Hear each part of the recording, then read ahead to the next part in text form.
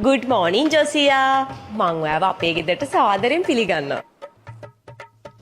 මේක මෙයාගේ ගෙදර වගේ වුණාට මට නම් පේන්නේ මෙතන ඩෙන්ටල් ක්ලිනික් එකක් වගේ. hina වුණොත් එහෙම දතක් ගැලවෙනවා. ඔන්න බලන්නකෝ. කෝ කටාරින්න බබා. අනේ මං අද උදේ ඉඳන් මුකුත් කාලා නැහැ. ඊයේ රාටත් ඔය ආයපු සුප් එක විතරයි දුවේ. කෝ ෆෝන් එකෙන් පීට්සා එකකුයි, මේක් ෂේක් එකකුයි, චීස් කේක් එකකුයි දාමු. දැක්කනේ hina වුණොත් එහෙම දතක් නැහැ. ආයෙත් නම් බුම්මගෙන ඉන්නවා මං hina වෙන්නේ නැතුව. බබා මේ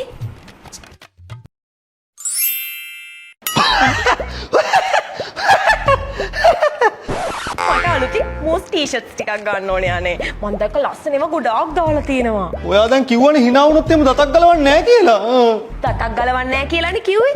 දත් දෙකක් ගලවන්න පුළුවන් නේ. පොඩ්ඩක් ඉන්න මං තාම ඔයාගේ ඉතුරු දත ගැලෙන්නේ නෑ. මට තව යුනිලීවර් ප්‍රොඩක්ට්ස් එකකුත් ගන්න ඕනේ. අනේ අම්මේ ලෝචිමගේ දත් ගලවන ඉවරයක් නැහනේ. හොඳට දත් මැද්ද නම් දත් ගලවන්න වෙන්නේ නෑනේ බං. අපි නම් දැන් දත් මදින් යුනිලීවර් එකේ signal sonic electric tooth brush එකේ. දැන් අම්මත් මගේ දත් ගලවන්නත් හදන්නේ. මොකද ජොසියා අඬන්නේ? දරස් 77 සේල් එකේ සෑහෙන අඩුවට බඩු ගන්න පුළුවන්. ඉතින් ඕකට අඬන්න දෙයක් නෑනේ. hina වෙන්නනේ ඕනේ. hina වෙලා කිව්වනම් මගේ ඉතුරු දත් ටිකත් ඔයා ගලවලා